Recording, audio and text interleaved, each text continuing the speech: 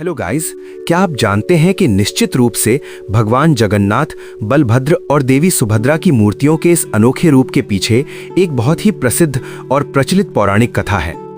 ये कहानी राजा इंद्रद्युम्न और उनकी भक्ति की है। बहुत समय पहले की बात है। मालवा के राजा इंद्रद्युम्न भगवान विष्णु के बहुत बड़े भक्त थे। उन्हें एक दिन स्वप्न आया कि समुद्र के तट पर एक पवित्र लकड़ी का लट्ठा तैरता हुआ आएगा, जिससे भगवान की मूर्तियों का निर्माण किया जाना चाहिए। एक दिन राजा की खोज सफल हुई और उन्हें पुरी के तट पर वो लकड़ी मिल गई। लेकिन समस्या ये थी कि लकड़ी इतनी सख्त थी कि कोई भी शिल्पकार उसे तराश नहीं पा रहा था। जो भी छेनी चलाता वो छेनी ही टूट जाती। तभी वहां एक बूढ़ा शिल्पकार आया। माना जाता है कि वे स्वयं देवताओं के शिल्पकार विश्वकर्मा थे। उन्होंने राजा से कहा कि इन मूर्तियों को वो बनाएंगे, लेकिन उनकी एक कड़ी शर्त थी कि मैं 21 दिनों तक एक बंद कमरे में मूर्तियां बनाऊंगा।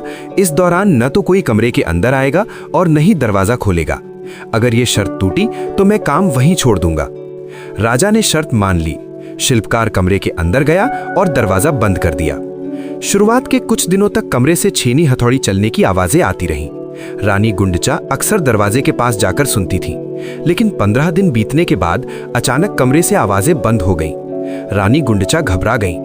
उन्हें लगा कि शायद वो बूढ़ा शिल्पकार अंदर भूख प्यास से मर गया है या बीमार हो गया है। रानी के कहने पर और अपनी जिज्ञासा के कारण राजा इंद्रद्युम्न अपना वचन भूल गए और उन्होंने दरवाजा खोल दिया। जैसे ही राजा अंदर गए, उन्होंने देखा कि शिल्पकार गायब था। वहां केवल 3 अधूरी मूर्तियां पड़ी थीं, भगवान जगन्नाथ, बलभद्र और सुभद्रा की।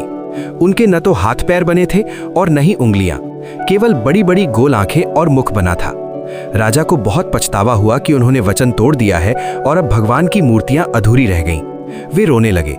तभी आकाशवाणी हुई। राजन, आप निराश मत होइए।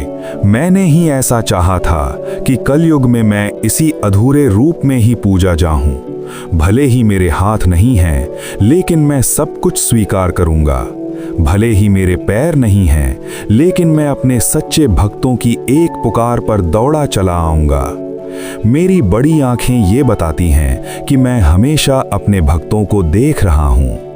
भगवान ने राजा को समझाया कि वे रूप और सौंदर्य के नहीं, बल्कि भक्ति और भाव के भूखे हैं। तब से लेकर आज तक पुरी के मंदिर में भगवान जगन्नाथ भाई बलभद्र और बहन सुभद्रा के साथ उसी रूप में विराजमान हैं और करोड़ों भक्तों का कल्याण कर रहे हैं। अगर आपको ये कथा पसंद आई तो वीडियो को लाइक करें और कमेंट में जय जगन्नाथ जरूर लिखें। ऐसी ही धार्मिक कहानियों के लिए चैनल को सब्सक्राइब करें।